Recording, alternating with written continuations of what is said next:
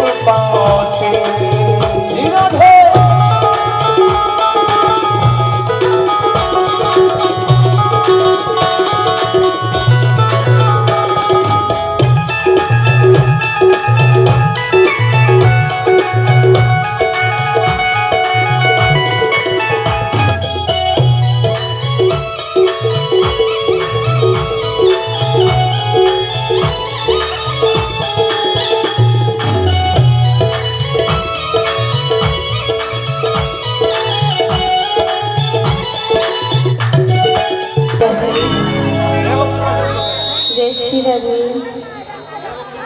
जय श्री राधे श्री राधे जय श्री राधे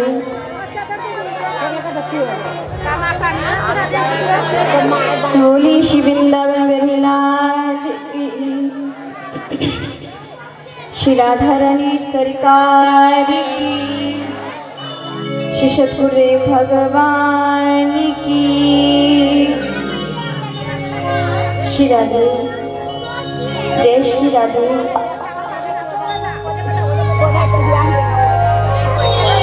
श्री राधे जय श्री राधे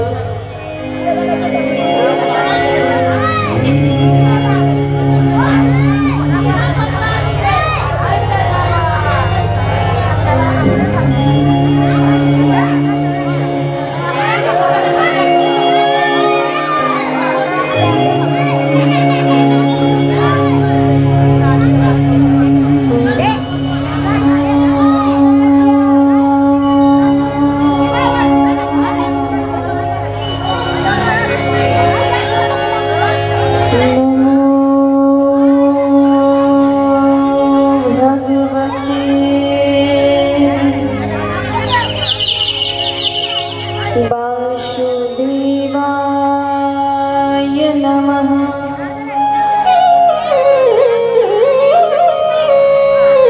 श्री गुरुवे नमः।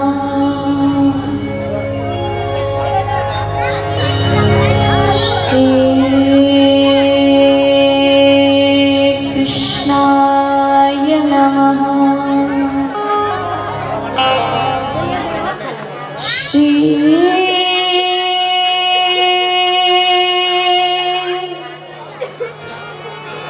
राधिकाय नमः।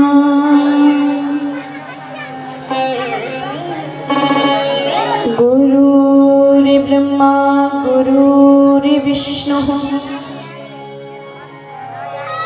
गुरुर्देवो महेश्वराय।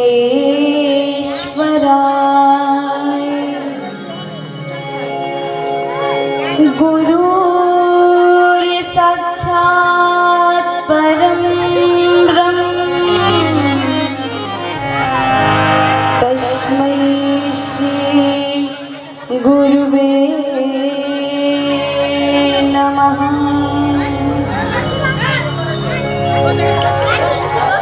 जय जय श्री राधा रमन। जय जय नवल किशोर।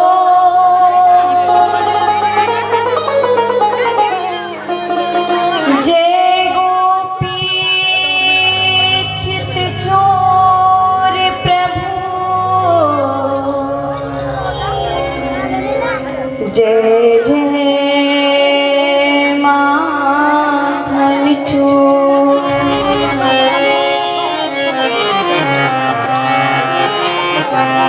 सच्चिदानंद रूपाय विश्वोत्पत्त्याद हेतवे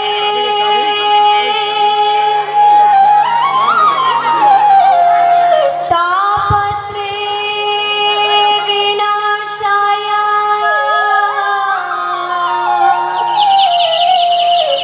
श्री कृष्णाय वयं नमः।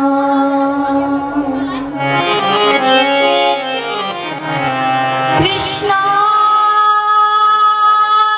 वासुदेवाय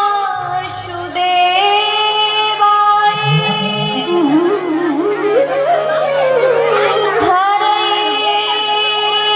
परमात्मने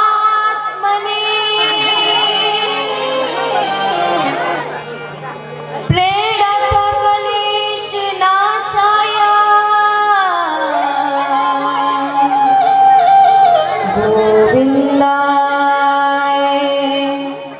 नमो नमः।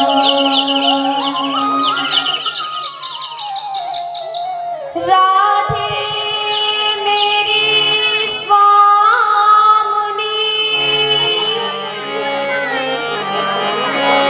मेरा राधे तेरु दास जन्म जन्म मोहे दीजियो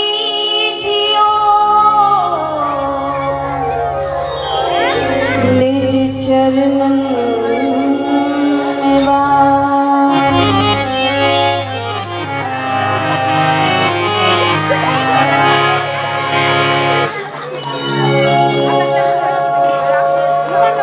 चित्त सार सिंदूर सर्वस्व श्री राधा माधव के कमल चरणों का ध्यान करते हुए सभी हरि भक्त वैष्णव जनों के चरणों में व्यासपीठ की ओर से मेरे ब्रजवासी बालक दासानुदास माधवी सरस किशोरी सभी भक्तों को प्रणाम करती है। आइए आज सप्तम दिन की कथा में डुबकी लगाने से पूर्व मन वाणी को पवित्र करने के लिए 2 मिनट श्री हरि का गुणगान करते हैं।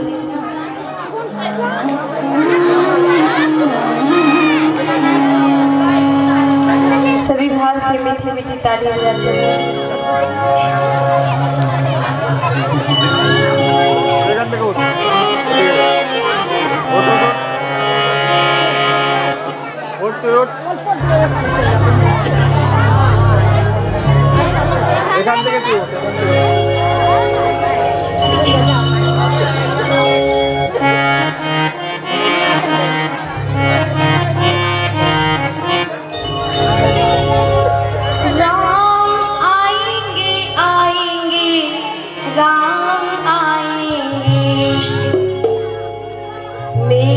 झोपड़ी के भाग आज खुल जाएंगे, राम आएंगे।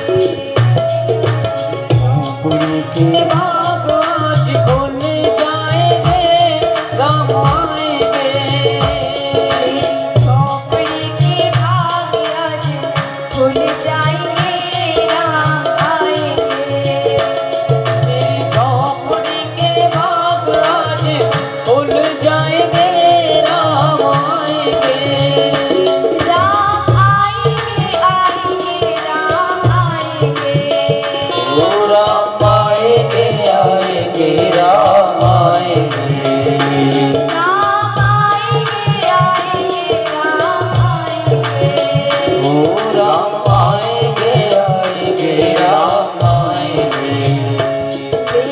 झोपड़ी के भाग आज खुल जाएंगे,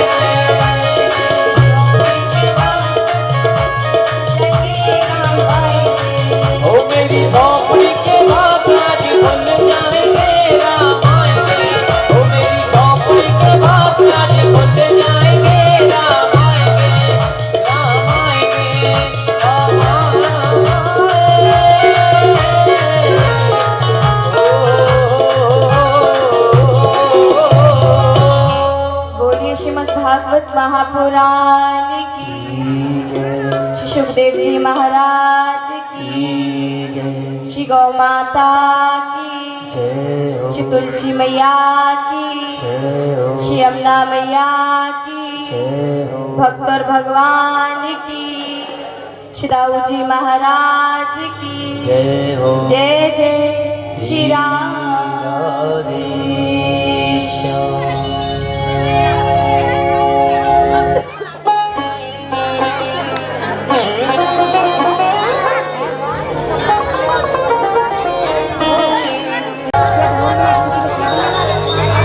ये जो हमारे सम्मुख रखी है श्रीमद् भागवत महापुराण, इन्हें नमन करें, वंदन करें, प्रार्थना करें हे प्रभु हमारे जीवन में उतर करके हमारे जीवन को धन्य करें।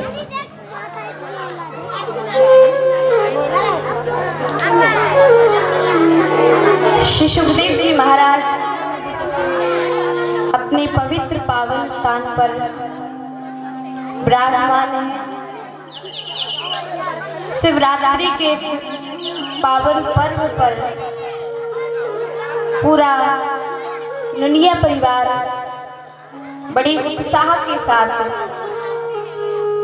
इस श्रीमद् भागवत गंगा में सभी बैठकर के डुबकी लगा रहे हैं।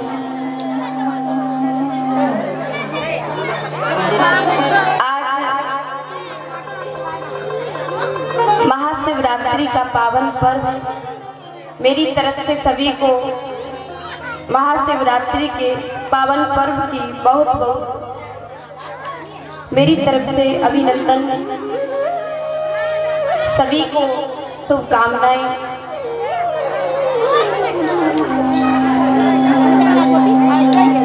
और हमारे बाबा तपस्या से पधारी हैं और तपस्या से यशोमती मैया पधारी हैं, जो कि जब पहली बार मैं कथा करने के लिए इस बंगाल की धरती पर आई, इस चैतन्य महाप्रभु की धरती पर जब मैं आई तो मुझे पहली बार एक माँ ने एक बेटी का दर्जा दिया। अपनी बेटी मानती है तो वो यहाँ पधारी है। मैं चाहती हूँ आप सभी एक बार जोरदार उनका स्वागत करें। और मैं जब आई यहाँ तो पहले हम तपस्या गए, इनका बहुत ज़्यादा प्रेम, मैंने जाते ही बाबा को याद किया। मैंने कहा कि वो वाले बाबा कहाँ हैं जो मुझे अक्सर सुनीता नाम से बुलाते हैं। तो सबसे ज्यादा मुझे प्रेम तपस्या से मिला और आपके गांव की तो क्या बोलूं, आप तो सभी अच्छे, आपका तो प्रेम खूब झलकता है।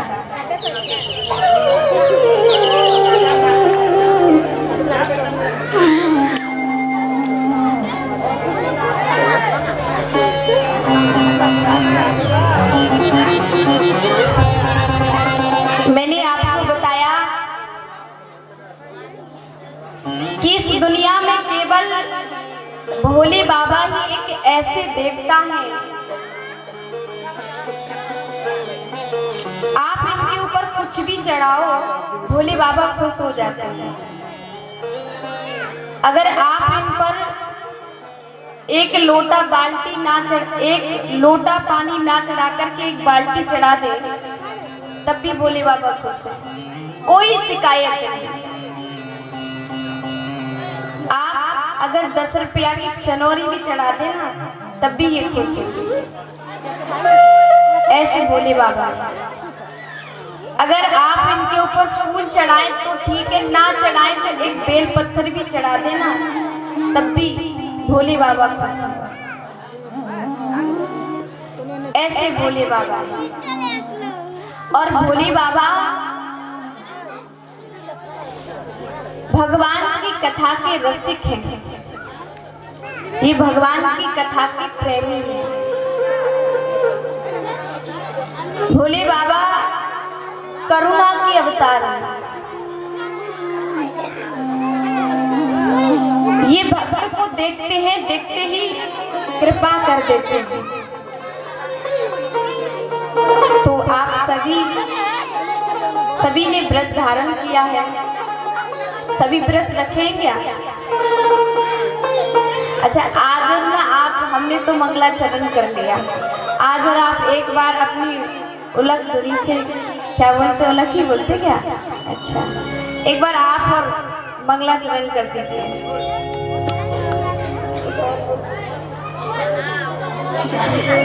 एक बार आप भी जो बोलते ना देवी वेश, क्या बोलते हैं, उलग तो नहीं बोलते हैं।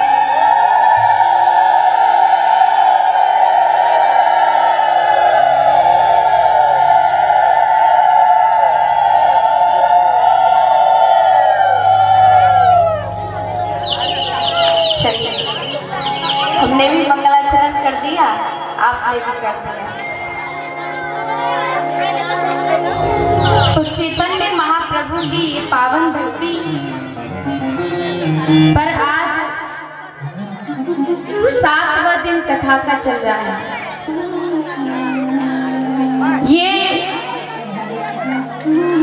7 दिन तक ऐसी ही गंगा बहती रही। आज कथा का 7वां दिन है, आज विश्राम का दिन है।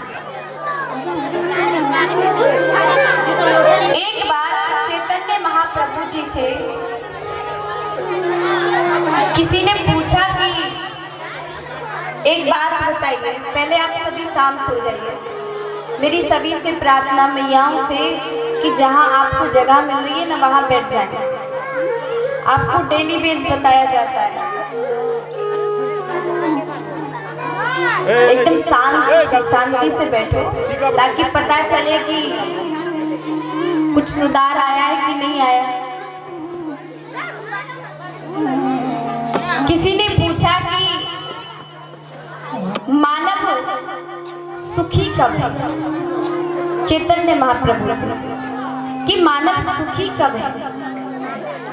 तो चैतन्य महाप्रभु ने बड़ा सुंदर उत्तर दिया कि सारे संसार में कोई व्यक्ति ऐसा नहीं है जो ये कह दे कि मैं सुखी हूं। अगर किसी के पास ज्यादा धन है, वो सबसे बड़ा धनी है, वो व्यक्ति भी नहीं कह सकता है कि मैं सुखी हूं। अगर कोई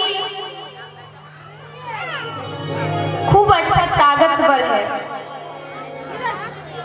घर में किसी चीज की कमी नहीं है, शरीर में खूब ताकत है, वो व्यक्ति भी नहीं कह सकता कि मैं सुखी हूं। आप लोगों ने देखा होगा, अक्सर जो कथावाचक आते हैं ना, उनसे एक प्रश्न करते हैं कि हम बहुत दुखी हैं, हमारे दुख का निवारण कैसे होगा। अगर सच्चा कथावाचक होगा, सच्चा संत होगा, तो केवल ये बताएगा कि इस संसार में सभी दुखी हैं। अगर उस दुख को दूर करना है, अगर सुख में जीना है, तो केवल और केवल भगवान का नाम ही है जो इस संसार में सुख प्राप्त कर सकता है। अन्यथा वो अलग बात है, कोई उपाय बताए, बाकी उपाय केवल और केवल भगवान का नाम है। चैतन्य महाप्रभु ने कहा, इस संसार में कोई सुखी नहीं है। सुखी वो है जिसने भगवान के नाम का रस पिया है, जो प्रेमी है भगवान के नाम का, वो सुखी है। अन्यथा इस संसार में कोई सुखी नहीं है, सब दुखी है।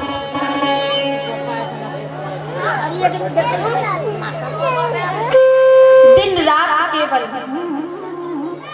आप भगवान को पकड़ लो, ऐसा भगवान को पकड़ लो, अगर जीवन में दुख भी आ जाए ना, जीवन में कष्ट भी आ जाए ना, अगर आप सच्चे भगवान के प्रेमी होंगे तो ये समझोगे कष्ट हम पर नहीं आया, कष्ट हमारे अपने ठाकुर ने हमें दिया है। और भगवान ना पूरा कष्ट आपको नहीं देते। भगवान जैसे आपने देखा होगा जब बारिश पड़ती है तो बारिश से कैसे बचा जा सकता है? एक छाता से बचा जा सकता है। ठीक उसी प्रकार जब हमारे ऊपर कष्ट आते हैं, दुख आते हैं, तो भगवान छाता लेके खड़े हो जाते हैं। ये होगा कब? जब आपके मुख पर कृष्ण नाम होगा।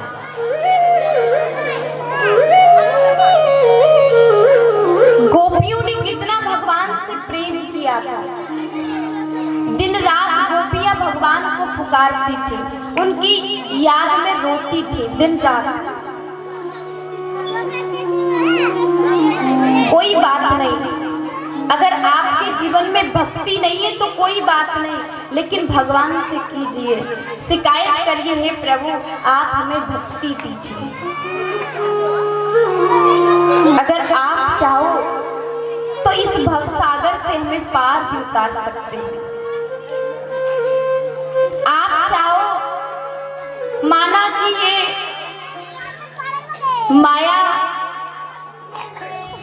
ये माया जो है डाहिन है, सर्प है, ये माया जो है नागिन है,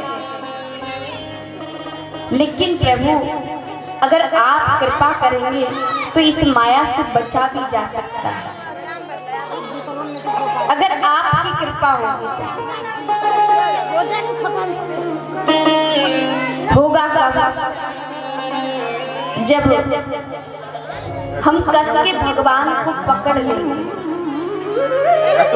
संसार की लाख परेशानी आए, लाख कष्ट आए, लाख दुख आए, कभी घबराना नहीं, केवल उनको पकड़ लेंगे।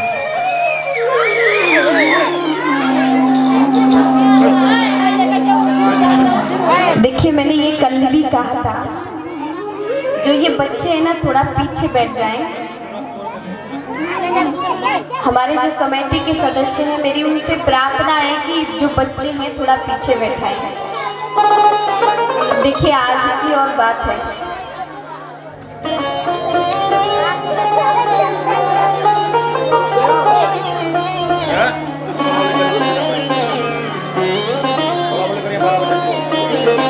याद रखिएगा, संत कहते हैं नागिन है माया जिसने सारा जगत डस खाया। अगर इससे बचना है तो केवल भगवान के नाम को पकड़ लीजिए, भगवान को पकड़ लीजिए। इतना कस के पकड़िए, लाख परेशानी आने पर भी आप घबराएं नहीं। वो बैठा है हमारे ऊपर, वो सब कुछ कर रहा है। भगवान करते हैं, ऐसा नहीं करते हैं। भगवान हर बार अपने भक्त की रक्षा करते हैं। सूरदास जी भगवान के परम भक्त थे, आंखों से दिखाई नहीं देता था,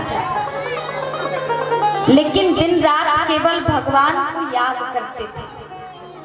एक दिन क्या हुआ, एक दिन सूरदास जी जब रास्ते से निकल के जा रहे थे तो सूरदास जी एक घनघोर जंगल में होकर के निकल रहे थे। सूरदास जी जब घनघोर जंगल में होकर के निकल के जा रहे थे तो अचानक से उनके सामने एक गड्ढा आ गया। जैसे ही गड्ढा आया, सूरदास जी उस गड्ढे में पैर रखने वाले थे, तभी ठाकुर जी आए। ठाकुर जी ने आकर के बाबा के हाथ को पकड़ लिया। बाबा के हाथ को पकड़ा, बाबा आगे मत जाइए, आगे बहुत बड़ा गड्ढा है, उस गड्ढे में आप गिर जाओगे। सूरदास जी ने पूछा, आप कौन है बेटा? ठाकुर जी ने बताया, मैं इस जंगल में गैया चरा रहा था, मेरी गैया इस जंगल में कहीं खो गई है। लेकिन बाबा समझ गए इस घनघोर जंगल में इतनी रात्रि में कौन आ सकता है सिवा उस नारायण के।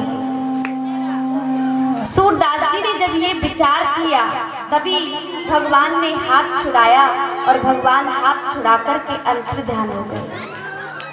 जैसे ही भगवान अंतर्ध्यान हुए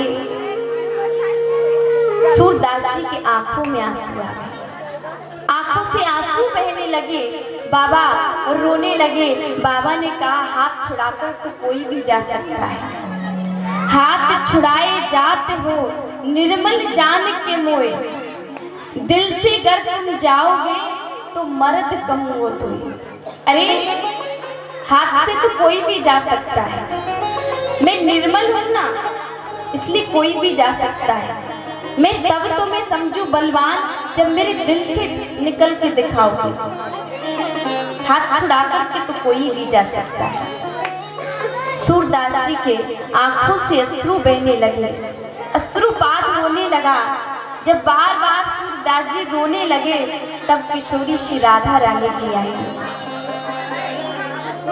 किशोरी जी तो बड़ी करुणा की अवतार है, बड़ी करुणा अवतार है लाडली जी। किशोरी जी जब बाबा के सामने जाने लगी तब श्याम सुंदर विचार करने लगे कि श्री जी आ रही हैं, बाबा को कैसे पता चलेगा,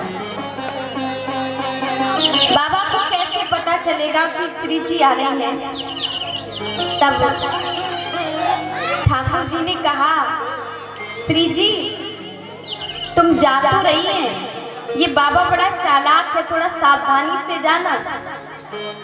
जैसे ही बाबा ने ये आवाज सुनी कि श्री जी मेरे पास आ रही हैं, बाबा का जो आंसू बह रहे थे बाबा के, बाबा शांत हो गए, श्री जी आ रही हैं। लेकिन सूरदास जी को दिखता नहीं है ना, आंखों से अंधे हैं। सूरदास जी विचार करने लगे मुझे तो दिखता भी नहीं है, मुझे कैसे पता चलेगा कि लाडली जी मुझसे कितनी दूर है,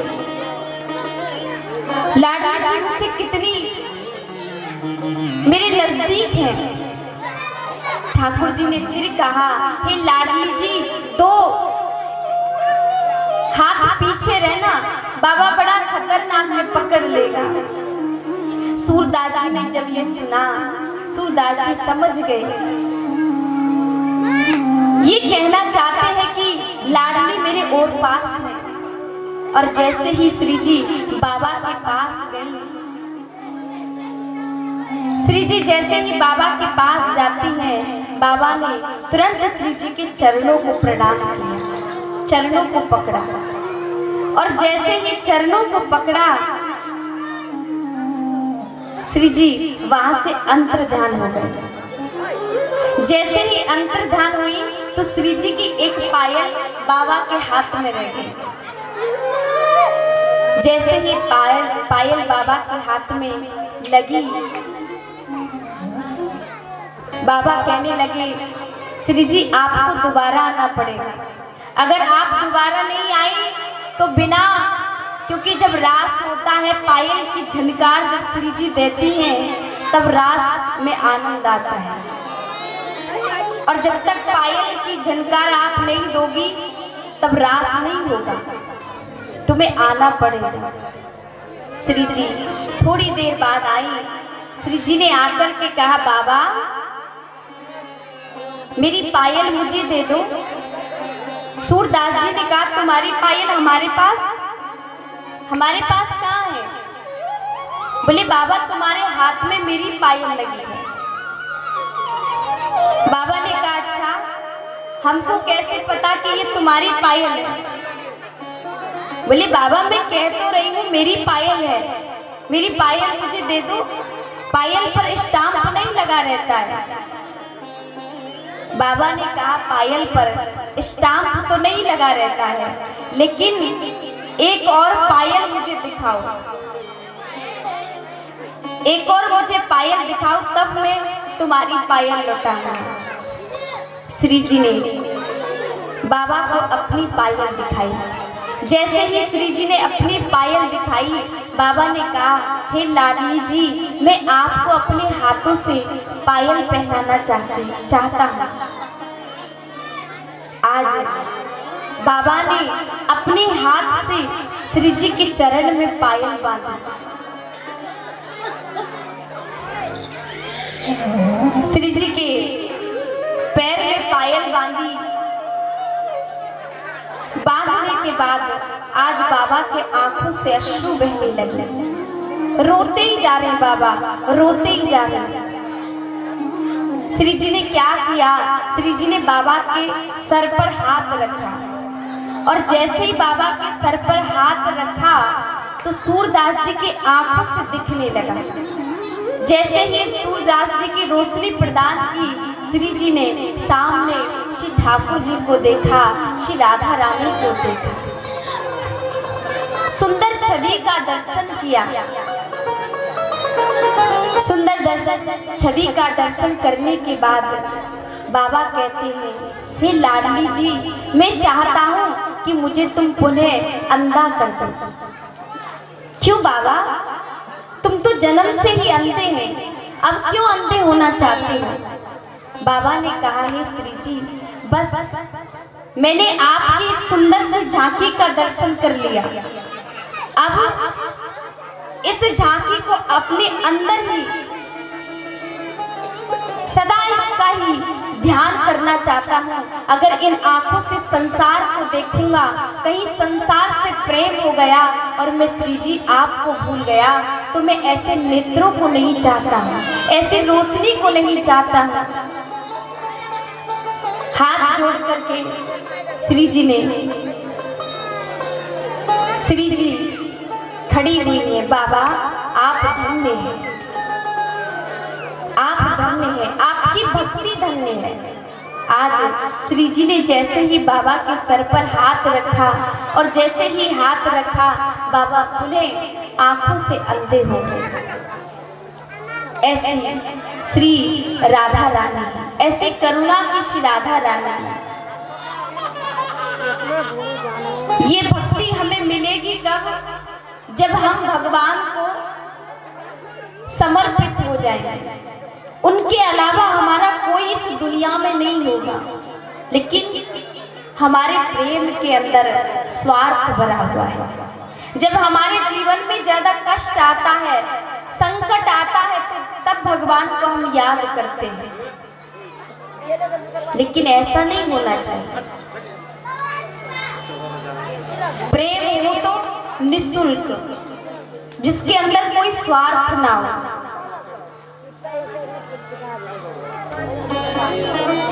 और जिस दिन आपके प्रेम में कोई स्वार्थ नहीं होगा ना, उस दिन भगवान आकर के तुम्हारे हाथ को पकड़ लेंगे। वैसे सबसे ज्यादा ना भक्त के जीवन में कष्ट आता है, सबसे ज्यादा। आप जब इतिहास पढ़ोगे तो जितने भी भगवान के भक्त हुए, सबके जीवन में कष्ट आया। याद रखिएगा, जिसकी जिंदगी में दुख नहीं आते, कष्ट नहीं आते, तो वो जिंदगी में आनंद नहीं आता है। आनंद तभी आता है जब थोड़ा कष्ट आता है। अगर आप ऐसे ही ऐसे जीते रहेंगे तो उसमें आनंद नहीं आएगा। और जितना दुख हमारे जीवन में होता है ना, उतना हम भगवान को याद करते हैं। जितना कष्ट होगा, कष्ट में भगवान को निःशुल्क प्रेम किया जाता है, निःशुल्क याद करते हैं। भगवान आपको दुख नहीं देते हैं तो भगवान से रोज प्रार्थना करिए, हे प्रभु आप हमें दुख दे दीजिए। क्योंकि भगवान की जब जीवन में दुख आने लगे ना, तो समझिएगा ठाकुर की कृपा तुम्हारे ऊपर हो रही है। और जब जीवन में सुख आने लगे ना, तो समझिएगा अब भगवान की कृपा नहीं हो रही। क्योंकि जो ठाकुर जी की कृपा है ना, उल्टी है। ठाकुर जी की कृपा बड़ी उल्टी है। पूरा जग, पूरा संसार तुम्हें एक तरफ हो जाए, पूरी दुनिया जब एक तरफ हो जाए, तुम अकेले खड़े हो, उस वक्त हार मत मानना, केवल भगवान को पकड़ लेना, समझ लेना ये अंतिम परीक्षा है।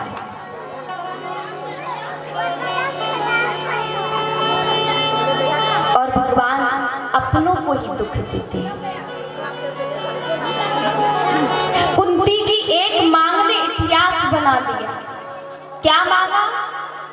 दुख मांगा। हे प्रभु, ये दुख मेरे लिए सुख है। कौन कहता है कि दुख अच्छा नहीं है, लेकिन मैं कहती हूँ दुख बहुत अच्छा है। मेरे जीवन में जितना दुख आएगा, जितना कष्ट आएगा, उतना प्रभु मैं तुम्हें याद करूँ, तुम्हें पुकारती रहूं। तो ज्यादा से ज्यादा भगवान से प्रार्थना करिए, हे प्रभु तुम्हारी याद आए, वो दुख हमें दे दीजिए, वो कष्ट हमें दे दीजिए। क्योंकि जब बार बार दुख आएगा ना, तब भगवान आपको पकड़ेंगे और तब आपके जीवन में सुख देंगे।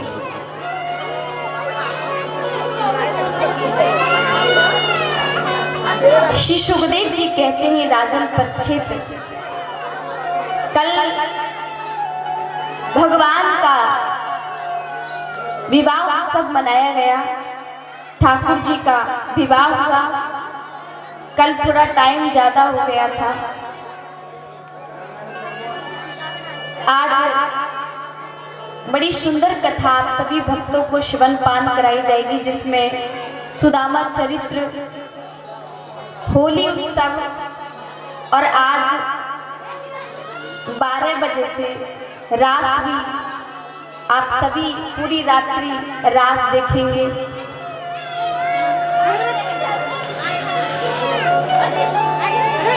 भगवान की कल शादी हुई तो आज एक पुत्र हो गया जिसका नाम है प्रद्युम्न। प्रद्युम्न का प्रागट्य हुआ।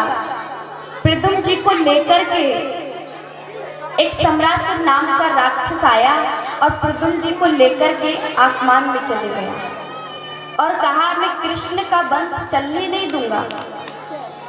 मेरे मित्र कंस को कैसे मारा। जैसे ही आसमान में लेकर के गया, उस बच्चे को नीचे छोड़ा समुद्र में। जैसे ही समुद्र में छोड़ा, नीचे एक मछली अपना मुंह खोल रही थी। उस मछली का मुंह खोलना हुआ।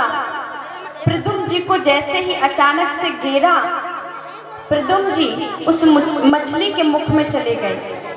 एक खरोंच भी नहीं लगी प्रद्युम्न को। और उसके बाद में जैसे ही मछली के पेट में गए प्रद्युम्न जी, तभी वो मछली जाल में फंस गई। जैसे ही मछली जाल में फंसी, जाल में फंसते ही देखा बड़ी मोटी ताजी मछली है, इसे महाराज के घर बेच कर के आऊंगा। महाराज के घर बेचने के लिए चले गया। सम्रासुर राक्षस के घर बेच करके पैसा लेकर के आ गया। जब मछली के पेट को चीर करके देखा तो मानव का बच्चा निकला। सम्रासुर राक्षस ने कहा कि ये बच्चा हमारे किस काम का, हमारे किसी काम का नहीं है। एक काम करो, जो संगीत विद्या सिखाती हैं रति, उनको दिया जाए। रति को वो बच्चा दे दिया। रति ने उस बच्चा को लालन पालन करके बड़ा कर दिया। एक दिन नारद जी आए। नारद जी ने कहा, देवी ये तुम्हारी गोदी में बालक है, ये कौन है? बोले कौन है? बोले तुम्हारे पति ही। पति है? श्री सुखदेव जी कहते, राजन परीक्षित, जब भगवान शंकर ने कामदेव को जलाकर के भस्म किया था, तब रति, कामदेव की जो पत्नी है रति, ये रुदन करने लगी, रोने लगी। जब ये रोने लगी तो भगवान शंकर तो बड़ी करुणा के अवतार हैं। भगवान शंकर ने कहा, देवी चिंता मत करो, तुम्हारे पति तुम्हें द्वापर में मिल जाएंगे। आज जब पता चला रति को, प्रद्युम्न जी जब बड़े हो गए तो सारा वृत्तांत बताया। और प्रद्युम्न जी ने सम्रासुर राक्षस का वध किया और वध करके अपने घर आ गए। आकर के भगवान को प्रणाम किया, माँ रुक्मिणी जी को प्रणाम किया। माँ रुक्मिणी जी ने कहा अगर आज मेरा बेटा होता तो इतना बड़ा होता। तब कहा देवी तुम्हारा ही तो पुत्र है। इधर सुखदेव जी ने कहा राजन परीक्षित से कि ये भगवान का ही पुत्र है। और जब प्रद्युम्न जी वापस आए तब भगवान के 16,108 विवाह हो गए थे। कितने? 16,108। भगवान अपनी रानियों के साथ में रहते हैं। राजा परीक्षित ने पूछा प्रभु किस प्रकार से इतनी सारी रानियों के साथ मेरे भगवान का विवाह हो गया। तब बताया सुखदेव जी महाराज कहते हैं राजन परीक्षित से सुनो, एक बार की बात है, एक सत्राजित नाम का राजा था, बड़ा प्रतापी राजा था। इसके पास एक मणि थी जो प्रतिदिन 8 बार सोना देती थी। अगर आज के समय से देखा जाए तो 2 क्विंटल सोना देती थी प्रतिदिन। एक दिन सत्राजित राजा ये सोने की जो मणि थी कहाँ से प्राप्त हुई? ये सोने की मणि सूर्य भगवान से प्राप्त हुई थी सत्राजित राजा को। तो एक बार सत्राजित राजा इस मणि को पहन करके भगवान की सभा में गए। जब भगवान की सभा में गए तो सबसे अलग दिख रहे हैं सत्राजित राजा। मणि बहुत चमकती है। सत्राजित राजा भी चमकने लगे। जब सत्राजित राजा चमकने लगे तो भगवान ने कहा राजन एक बात कहिए। बोले आपको बहुत बुरा ना लगे तो एक काम करो, ये मणि हमारे खजाने में जमा कर दो। आपका तो बहुत छोटा सा परिवार है, 3.5 आदमियों का पूरा खानदान है। एक काम करो इस मणि को हमारे खजाने में जमा कर दो। जब आप हमारे खजाने में जमा कर दोगे तो बहुत गरीबों का हित संभल जाएगा। सत्राजित राजा ने मना कर दिया।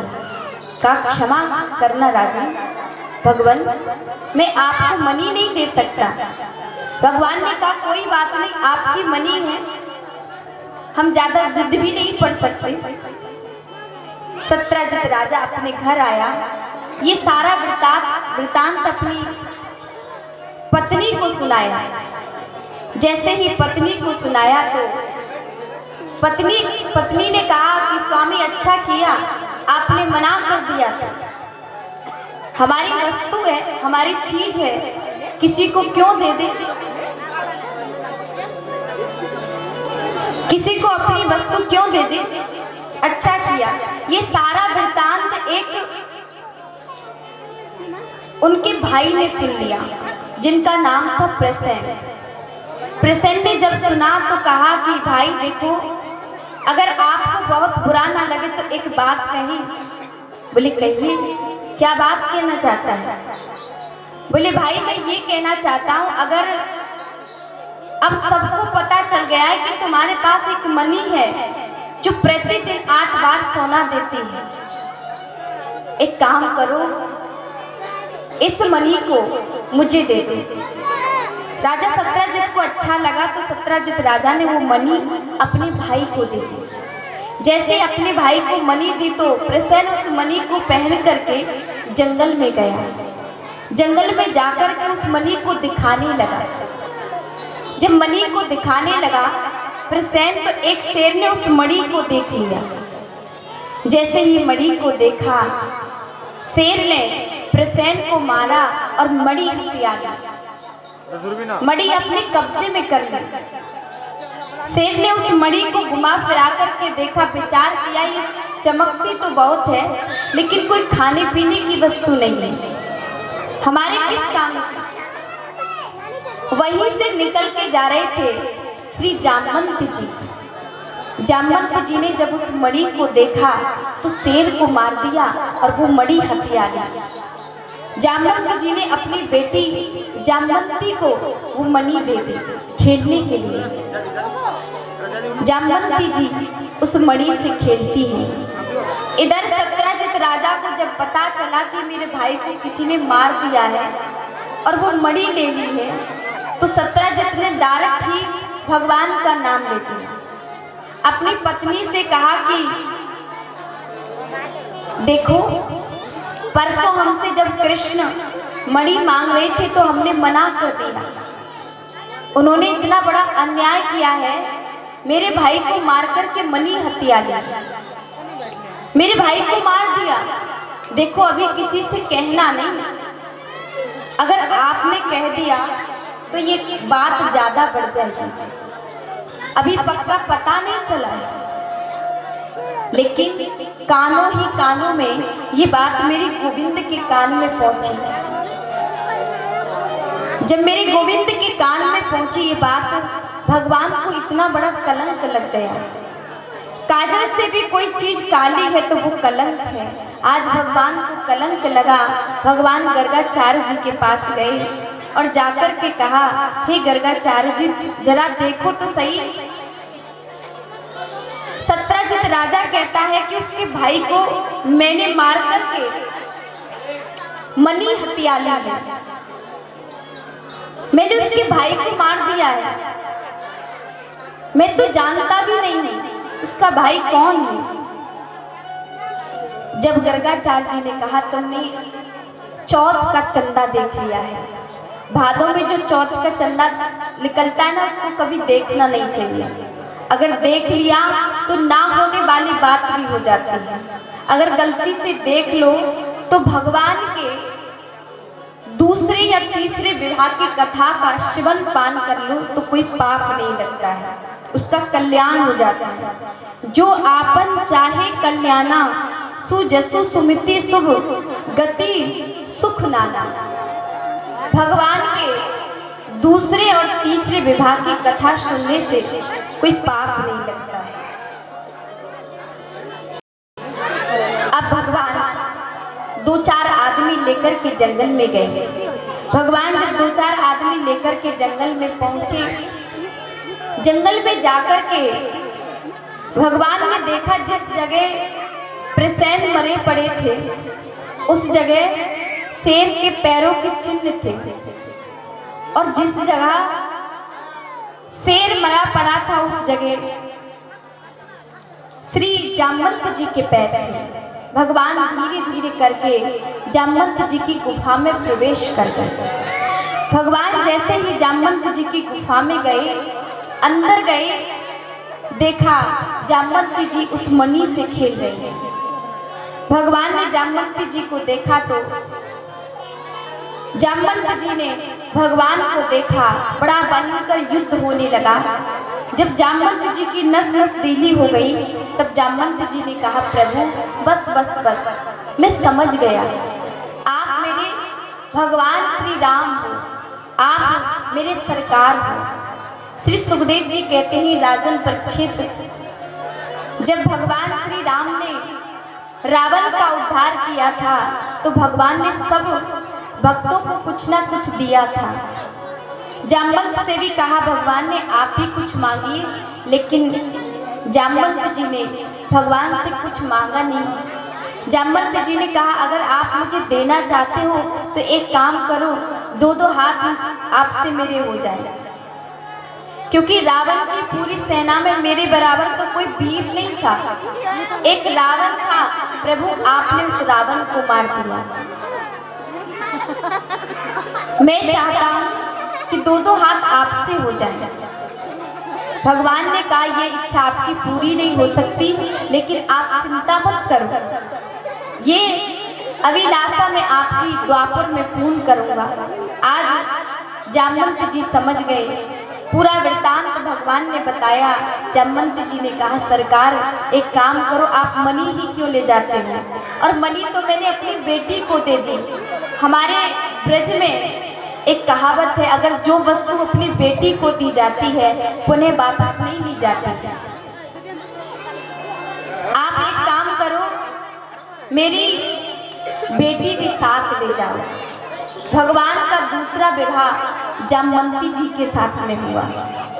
भगवान उस मणि को लेकर के आए, सत्यजित राजा को दिया। आज पूरी रात सत्यजित को नींद नहीं आई, पूरी रात नींद नहीं आई।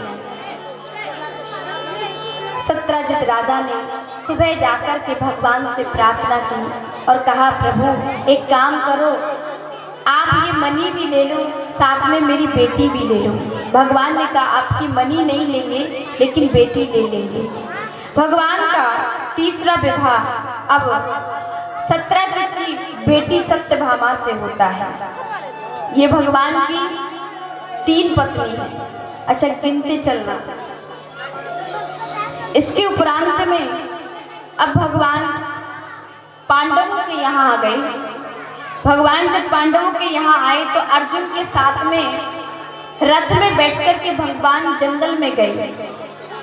भगवान जब जंगल में गए तो एक बड़ी सुंदरी कन्या तप कर रही थी, बैठ करके तप कर रही। अर्जुन ने परिचय पूछा तो परिचय दिया, अहम देवस्य शह विदुर दुहिता पति मिच्छति विष्णु वरेण्यं वरदं तपः परम आसित। अहम देवस्य शह विदुर दुहिता पति मिच्छति। मैं यमराज की बहन हूँ, मेरा नाम कालिंद्री है और मैं भगवान कृष्ण को पति रूप में प्राप्त करना चाहती हूँ, इसलिए तप कर रही हूँ। अर्जुन ने कहा, तप मत करिए, वो मेरे रथ में बैठे हैं, चलो मैं तुम्हारी अभी शादी करा देता हूँ। आज भगवान की उस यमराज की बहन कालिंद्री के साथ में शादी होती है। ये कौन सी पटरानी है? कितनी भी शादी हुई है? क्या? चौथी। अच्छा, चलिए। उसके उपरांत में अब विंदा और अरविंदा नाम के 2 भाई थे, जिनकी बहन का नाम मित्रविंदा था। मित्रविंदा के साथ में मेरे गोविंद की 5वीं शादी होती है। श्री सुखदेव जी कहते हैं, राजन परीक्षित एक और राजा हुए जिसका नाम है नगनजित। नगनजित की बिटिया का नाम नगनजती था। उसके साथ में भगवान की 6वीं शादी होती है। भगवान की 7वीं शादी भद्रा के साथ में हुआ और भगवान की 8वीं शादी लक्ष्मणा के साथ हुई। ये भगवान की 8 पटरानी है। भगवान की 8 पटरानी है। इसके उपरांत में भूमि से प्रकट हुआ भौमासुर। इसने अपने बल का दुरुपयोग किया है। अपने बल का दुरुपयोग कैसे किया है? ये एक काम करता, राजा महाराजाओं के घर जाता, सुंदर सी कन्या को देखता और उस सुंदर सी कन्या का हरण करके ले आता और कारागार में बंद कर देता था। एक डेट रखती, जब इतनी हो जाएंगी तो सबके साथ में शादी करूंगा। लेकिन सभी कन्याओं ने भगवान से प्रार्थना की।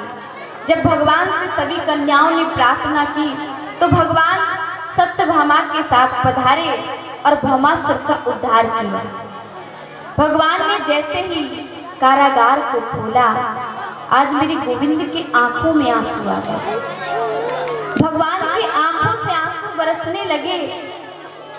उन कन्याओं को देखा भगवान ने, सबकी आंखों में आंसू भरे हैं।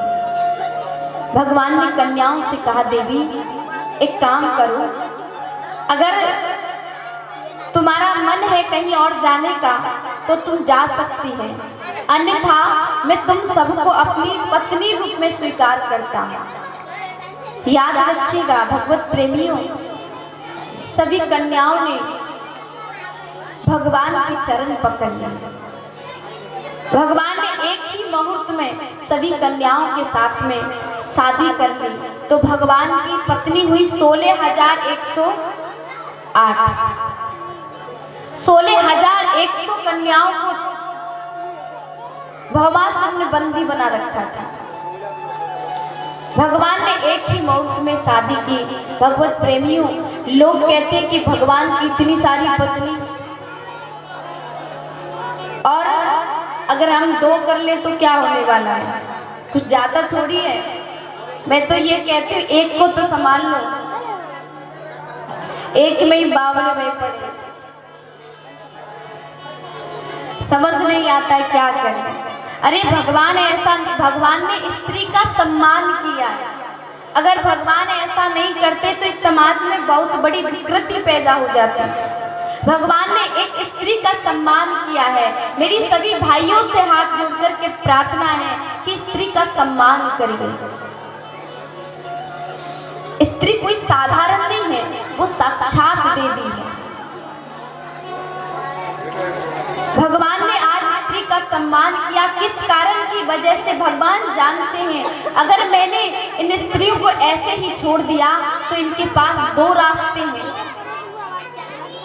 या तो ये किसी गलत रास्ते पर चली जाएं, या अपने शरीर का त्याग करके इनको कोई राजकुमार अपनाएगा नहीं और ना इनके माता पिता अपनाएंगे। इसलिए भगवान ने सभी कन्याओं के साथ में एक ही मुहूर्त में भगवान ने शादी की है, विवाह किया है। और प्यारे भक्तों, देखिए मेरे गोविंद का ये जो हृदय कितना कोमल है और ये मन कितना कोमल है। भगवान ने सभी गोपियों को अपना लिया,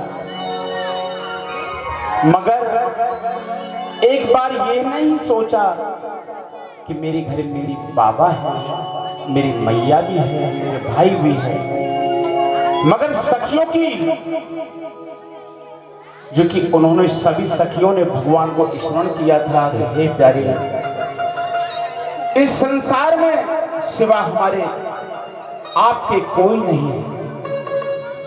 भला बेटी कोई इस तरीका से कोई राक्षस अपहरण करके ले जाए और उस कारागार से दोबारा निकाल दिया, कुछ दिनों के बाद कोई बेटी को घर रख सकता है? उसको पड़ोसी मार ताना ताना देते हुए उसको मार देगा।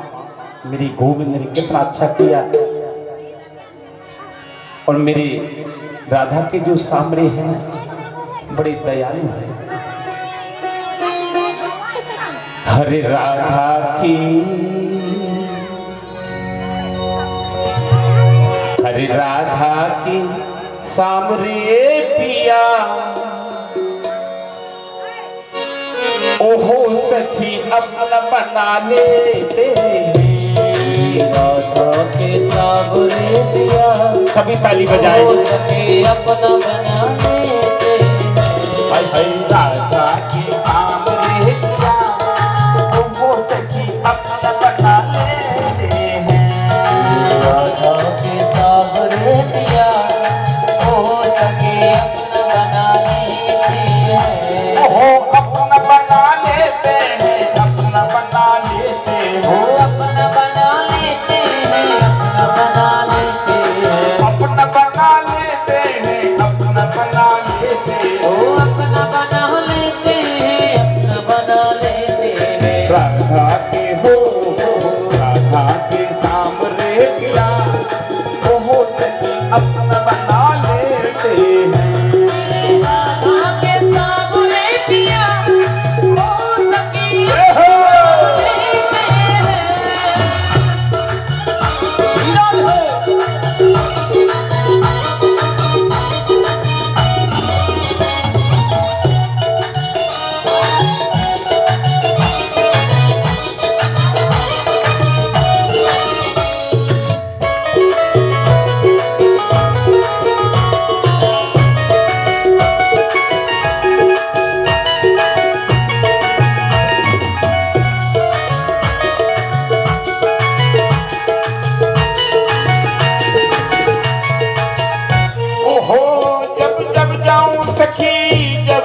जाऊं सखी, जब जब जाऊं सखी, जब जब जाऊं सखी, जब जब जाऊं सखी पनिया भरने को पनिया भरने को जब जब जाऊं सखी पनिया भरने को मैं पनिया भरने को जब जब जाऊं सखी पनिया भरने को पनिया भरने को जब जब जाऊं सखी पनिया भरने को मैं पनिया भरने को मेरी पैया मेरी पैया पकड़ लेते हैं ओ सखी अपना बना लेते हैं तेरी यादों के सावरे ताली बजाते रहो सखी अपना बना लेते अरे अपना बना लेते हैं अपना बना लेते हो हो अपना बना लेते हैं अपना बना लेते हैं राधा के सामने पिया वो सखी अपना बना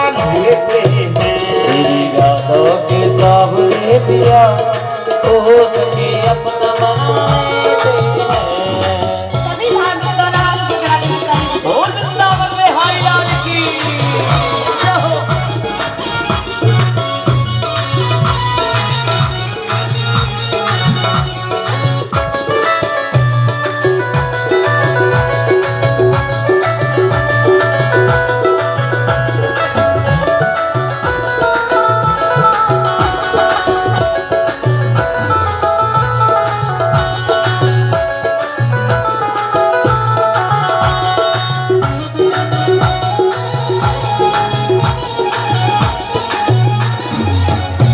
हो जब जब जाऊं सखी जब जब जाऊं सखी जब जब जाऊं सखी जब जब जाऊं सखी जब जब जाऊं सखी जब जब जाऊं सखी जब जाऊं सखी जब जब जाऊं सखी जब जब जाऊं सखी गैया दोहने को हो गैया दोहने को हो जब जब जाऊं सखी गैया दोहने को मैं गैया दोहने को जब जब जाऊं सखी गैया दोहने को हो गैया दोहने को हो जब जब जाऊं सखी गैया दोहने को मैं गैया दोहने को मेरी बछड़ा ओ मेरी बछड़ा खोल देते हैं ओ सखी अपना बना लेते हैं मेरे राधा के सावरे पिया ओ सखी अपना बना लेते हैं ओ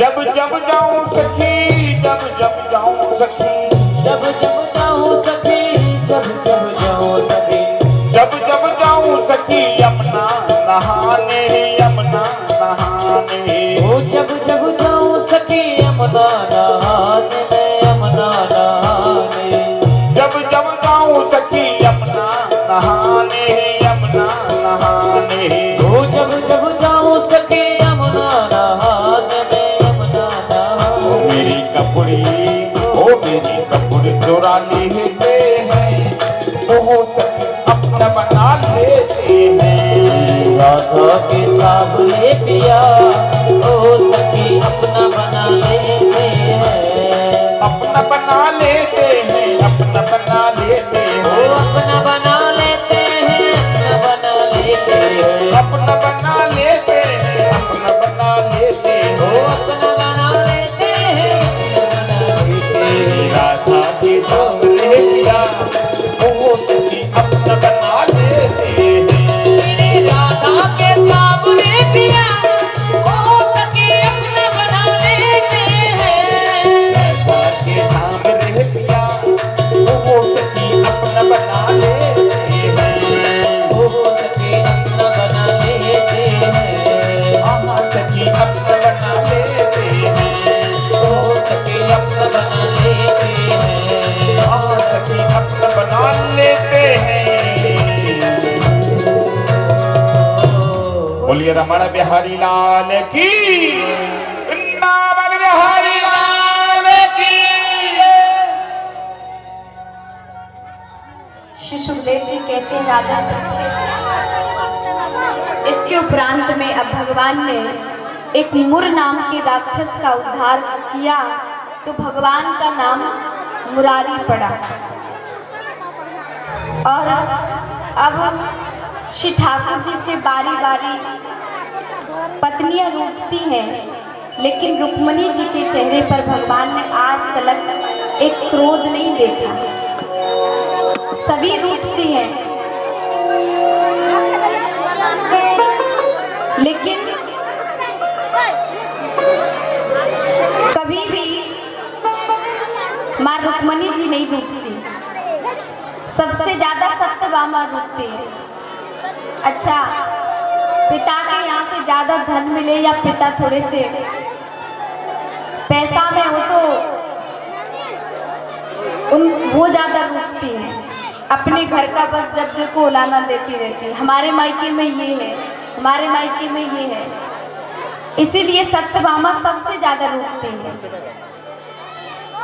पिता के यहाँ से सोने की मणि मिली है, सबसे ज्यादा सत्यभामा रूठती है।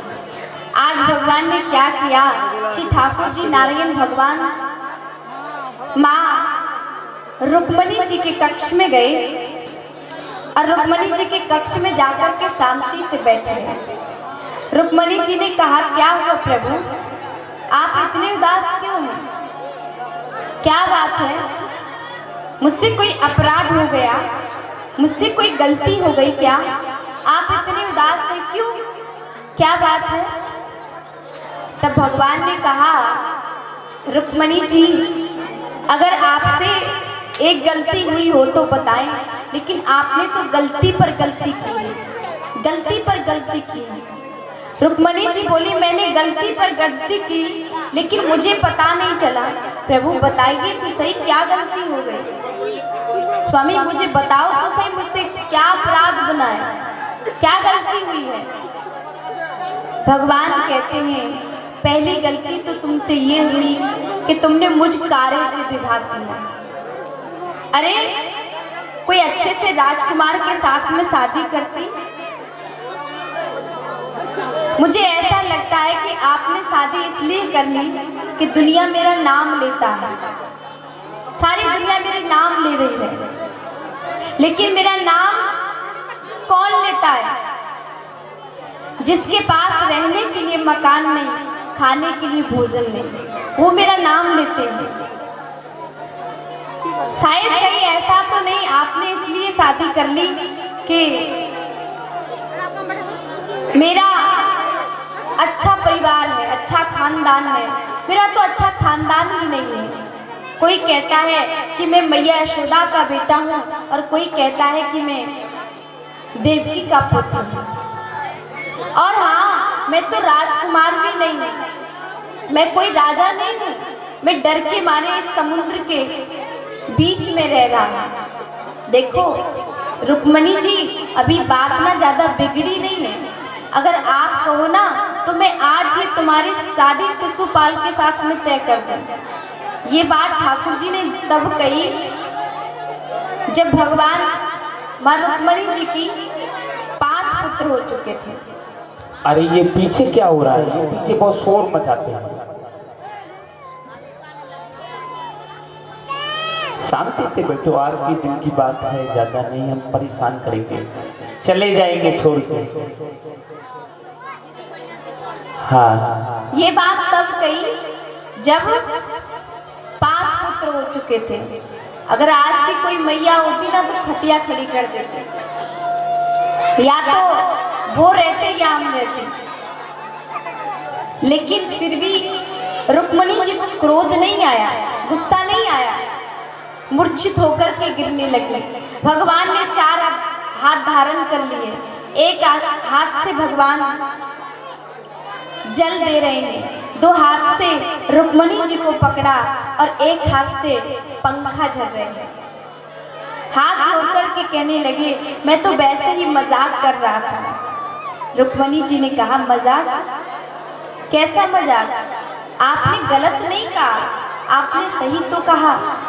आपने कहा मुझे कार्य से विवाह किया, प्रभु आप कारे हो लेकिन फिर भी कमाल करते। अगर आप कहीं गोरे होते तो पता नहीं क्या होता, और गोरे होकर के भी लाली होते तो। यदि नंद लला तुम होते लली तो गले कट जाते करोड़ों के। ये तो बड़ी कृपा है कि आप लाला हो, और लाला होकर के भी काले हैं। अगर मान लीजिए श्याम सुंदर सुंदर होते तो क्या करते? तो वास्तव में ही करोड़ों के गले कट जाते। आपने कुछ भी गलत नहीं कहा, आपने सही कहा। सारे प्रश्नों का उत्तर आज रुक्मणी जी ने दिया है। भगवान ने कहा अयम ही परमो लाभो गहेसु गृह मोदी नाम। अगर आज मैं इस तरह आपसे वार्तालाप नहीं करता तो मुझे कैसे पता चलता कि आप इतनी परम सुंदरी हैं, आपके अंदर इतना विवेक है, आपके अंदर इतना ज्ञान है।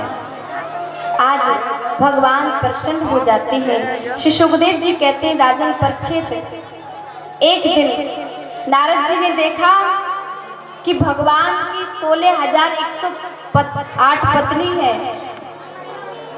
मन में विचार किया, आनंद से रह रहे हैं अपने परिवार में। एक बार मैंने इनसे मन सुंदर सा स्वरूप मांगा, इन्होंने मुझे बंदर बना दिया। और देखो तो सही, अपने मन में कितने इतरा रहे हैं। एक आध पत्नी और नहीं, 16,108 है। मेरा नाम नारद है, अगर मैंने इनके घर में झगड़ा नहीं करवाया था। नारद जी ने ऐसा विचार किया। नारद जी सबसे पहले रुक्मणी जी के कक्ष में गए। रुक्मणी जी के कक्ष में गए, जैसे ही गए तो वहां ठाकुर जी हैं, भगवान भी बैठे हुए हैं। भगवान को देखा और भगवान को देखते ही नारद जी वापस जाने लगे। भगवान ने कहा नारद जी आइए, अरे थोड़ा जलपान करके जाओ। तो भगवान ने जबरदस्ती 2 लड्डू और पानी नारद जी को पिला दिया। नारद जी वहां से निकले, जामवंती जी के कक्ष में गए, वहां पे भी भगवान मिले। वहां पे भी भगवान ने जबरदस्ती उनको बिठा करके जलपान करा दिया और 2 लड्डू खिला दिया। नारद जी फिर सत्यभामा के अब के मन में विचार किया, बाहर से ही देख लूंगा, अंदर नहीं जाऊंगा। जैसे ही बाहर से देखने लगे तो भगवान तो बड़े चालाक है। भगवान ने इशारा किया, नारद जी आइए आइए। अरे कहाँ जा रहे हो? बोले बस निकल के जा रहा था। भगवान ने फिर जबरदस्ती उनको 2 लड्डू और पानी पिला दिया। अब नारद जी जितने भी कक्षों में गए, वहां भगवान अलग अलग रूप में मिले, अलग अलग काम करते हुए, और हर बार अलग से बात करते भगवान। नारद जी की समझ में नहीं आया। जब नारद जी की बात समझ में नहीं आई तो नारद जी जाने लगे। जब नारद जी जाने लगे तब नारद जी ने क्या देखा, एक परम सुंदरी स्त्री घूंघट लगा करके जल्दी जल्दी जाने लगी। और जैसे ही जल्दी जल्दी जाने लगी, अचानक से उस घूंघट को खोला और नारद जी ने उस स्त्री को देखा। वो स्त्री नहीं थी, वो भगवान थे, ठाकुर जी। भगवान के मुख को देखा नारद जी ने कहा, हे प्रभु आप ये बैरुपिया बन करके कहाँ डोल रहे हो, ये साड़ी पहन करके? भगवान ने बड़ी सुंदर बात कही। भगवान ने कहा, देखो मैं अपने नगर का निरीक्षण करने के लिए आया हूँ, क्योंकि सेवकों पर विश्वास नहीं करना चाहिए। राजा को कभी कभी देखना चाहिए, नगर में भ्रमण करना चाहिए। इसलिए मैं अपने नगर में निरीक्षण करने के लिए आया हूँ, देखने के लिए आया हूँ। जैसे ही नारद जी ने ये बात सुनी, नारद जी चरणों में लेट गए भगवान के। हे प्रभु, आपके कितने अरूप हैं, मैं आपकी हर एक पत्नी के पास गया, आप मुझे हर एक पत्नी के पास अलग अलग काम करते हुए मिले। आपके कितने रूप हैं? भगवान ने जैसे ही मुस्कुराए ठाकुर जी, जैसे ही मुस्कुराए भगवान, नारद जी समझ गए सब इनका खेल है। श्री सुखदेव जी कहते हैं राजन परीक्षित, इसके उपरांत में एक और राजा हुए जिनका नाम है नृगो। श्री सुखदेव जी कहते हैं राजन परीक्षित, एक बार भगवान अपने बच्चों के साथ जंगल में खेलने के लिए जाते हैं। जब बच्चों के साथ जंगल में खेलने के लिए गए तो एक सुंदर से वृक्ष के नीचे ठाकुर जी आराम करने लगे और बच्चों से कहा जाओ जाकर के तुम खेल लो। बच्चे खेलने लगे, देखा एक कुएं में बहुत बड़ा विशाल गिरगिट पड़ा हुआ है। बच्चों ने जैसे ही गिरगिट को देखा तो दौड़ करके भगवान के पास आए। भगवान के पास आकर के कहा कि आप चलिए, एक बहुत बड़ा गिरगिट पड़ा हुआ है, उसका बहुत बड़ा स्वरूप है। भगवान जब गए देखने के लिए, भगवान ने जैसे ही गिरगिट को देखा, बाहर निकाला, भगवान का जैसे ही स्पर्श हुआ, भगवान को जैसे ही देखा, एक दिव्य रूप धारण कर लिया। परिचय पूछा, आपका परिचय क्या है? तो परिचय बताया, नृगो नाम नरेंद्रो हम इक्ष्वाकु तने है प्रभु। मैं एक राजा था, बड़ा प्रतापी राजा था, लेकिन हुआ क्या, मैंने अपने जीवन में बहुत सारी गाय दान में दी थी। मैंने बहुत सारी गाय अपने जीवन में दान में दी थी। जब दानियों का नाम गिना जाता तो सबसे पहले मेरा नाम आता था, लेकिन मुझसे एक गलती हो गई, मुझसे एक अपराध बन गया। क्या गलती हो गई? बोले मुझसे गलती ये हो गई, मैंने एक गाय 2 बार दान में दे दी। मैंने एक ब्राह्मण को गाय दी दान में, और वो ब्राह्मण अपने घर ले गया। उसके घर से वो गाय आ गई और मेरी उन गायों में आकर के मिल गई जिन गायों को मैं दान कर रहा था। भगवत प्रेमियों, पहले के जमाने में जो सबसे बड़ा धनी होता ना, उसको कहा जाता था जो उसके पास ज्यादा गोधन रहता था। नंद बाबा के घर 9 लाख गाय थे। और पता है भगवान ने माँ यशोदा के घर क्यों जन्म लिया? क्योंकि मैया यशोदा ने इसलिए भगवान को नहीं मांगा था कि आप आओ, आकर के मेरा वंश बढ़ाओ। नहीं, माँ यशोदा ने कहा मेरे घर कोई ऐसा बालक जन्म लेकर के आए जो आकर के गैयाओं को चराए, गैयाओं की सेवा करे, ऐसा मेरे घर बालक जन्म लेकर के आए। भगवान ने जब ये प्रार्थना सुनी तो भगवान उनके घर प्रकट हो गए। सारे देवता कहते हैं मैया यशोदा ने ऐसा कौन सा पुण्य काम किया जो भगवान जिनके घर जन्म लेकर के आए। भगवत प्रेमियों, एक बार एक बड़ी परम सुंदरी स्त्री थी, और वो स्त्री बड़ी सुंदर थी। उनके घर बहुत सारे संत आए, लेकिन बेचारी गरीब थी। बहुत सारे संत आए तो संतों को देखा, मन में विचार किया क्या करूं, कैसे इन संतों का पालन करूं। मेरे घर तो कुछ भी नहीं है। बेचारी एक सेठ के घर गई, जाकर के सेठ जी से कहा कि सेठ जी मुझे कुछ उधार दे दो, मेरे घर बहुत सारे संत आए हैं, बहुत सारे मेरे घर संत आए हैं, और मैं तुम्हारा एक दिन जितना भी लेके जाऊंगी तो दे दूंगी। तो उस सेठ ने गलत दृष्टि से देखा। इधर से मैया थोड़ा शांति बना करके बैठ जाए। अब ये तो हमको भी पता है कि आज खिचड़ी मिलने वाली है।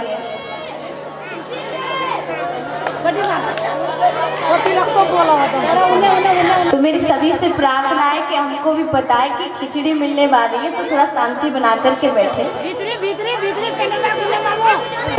सेठ जी ने गलत दृष्टि से देखा और कहा, अगर आप मुझे अपने स्तन दे दो तो मैं तुम्हें बहुत सारा धन दे सकता हूँ।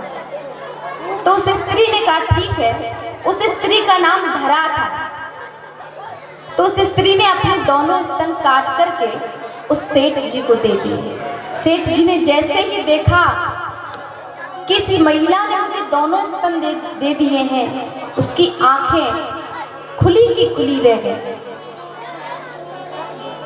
सेठ जी ने बहुत सारा धन दिया। धन लेकर के वो महिला आई, आकर के संतों का आदर किया, सत्कार किया। जब सत्कार किया, देखा पूरा शरीर खून से लथपथ हो गया है, पूरे शरीर में लहू बह रहा है। संत ने पूछा, बेटी ये तुम्हारे शरीर पर लहू क्यों बह रहा है, क्या वजह है, क्या कारण है? तब उस स्त्री ने कहा, क्या बताऊं संत भगवान, आप मेरे घर पधारे लेकिन मेरे पास कुछ था नहीं जो आपकी सेवा कर सकूं। मैं सेठ जी के पास गई, उस सेठ जी ने मुझे गलत दृष्टि से देखा, मेरे दोनों स्तन मांगे और मैंने अपने काट कर के दोनों स्तनों को दे दिया। जैसे ही सुना, वो कोई और नहीं थे, वो साक्षात नारायण भगवान थे, परीक्षा लेने के लिए आए थे। याद रखिएगा, मैंने आपको कहा ना, भगवान आपको कितनी भी परेशानी में छोड़ दें, कितना भी संकट आपके जीवन में दे दे, लेकिन कभी घबराना नहीं। याद रखना, संकट जो हमें दे रहा है वो हमारा अपना है, वो हमारा अपना है। आज भगवान ने कहा, माँ मैं आपके इन्हीं स्तनों से दुग्ध पान करने के लिए आपके घर जन्म लेकर के आऊंगा। इस प्रकार भगवान ने माँ यशोदा के घर जन्म लिया था। तो आपका जो दान होता है ना, कभी विफल नहीं जाता है। राजा ने कहा, दानियों की जब गिनती की जाती है तो सबसे पहले मेरा नाम आता है। मैंने अपने जीवन में बहुत सारी गाय दान में दी, लेकिन ये पाप हो गया। वो दोनों ब्राह्मण जब लड़ने लगे तो मैं सही निर्णय नहीं कर पाया, मैं गलत निर्णय कर गया और मुझे ये पाप लगा। यमराज जी के पास गया तो यमराज जी ने कहा, तुमने अपने जीवन में पुण्य ही पुण्य किया है, लेकिन एक छोटा सा पाप हो गया है। अब ये बताओ, पहले पाप भुगतना चाहते हो कि पुण्य भुगतना चाहते हो? राजा ने कहा, एक काम करो, मुझे पहले पाप भुगतवा दो। तो जैसे ही कहा तो ये गिरगिट बन गए। गिरगिट बने, लेकिन साक्षात नारायण भगवान इनके पास आए दर्शन देने के लिए। क्यों? क्योंकि इन्होंने अपने जीवन में बहुत ज्यादा दान किया था, बहुत दान दिया था, बहुत सारी गायों को दान दिया। कोई बूढ़ी ठेड़ी गाय नहीं थी, सब हष्ट पुष्ट सोने में मड़वा करके गाय दान में दी थी। भगवत प्रेमियों, आप जिस दान को देते हो वो वहां लिख जाता है, ऊपर लिख जाता है, लेकिन अपना दान याद रखिएगा, अच्छी जगह करना चाहिए, सोच समझ के करना चाहिए। ऐसे कभी दान नहीं करना चाहिए। ये नहीं कि आपके खाते में जितना है पूरा लिखा दो, नहीं नहीं, आप जितना दान लिखाते हो पूरा देना चाहिए, आधा अधूरा नहीं। अगर आपने पूरा नहीं दिया तो आपको पाप लगेगा। भगवत प्रेमियों,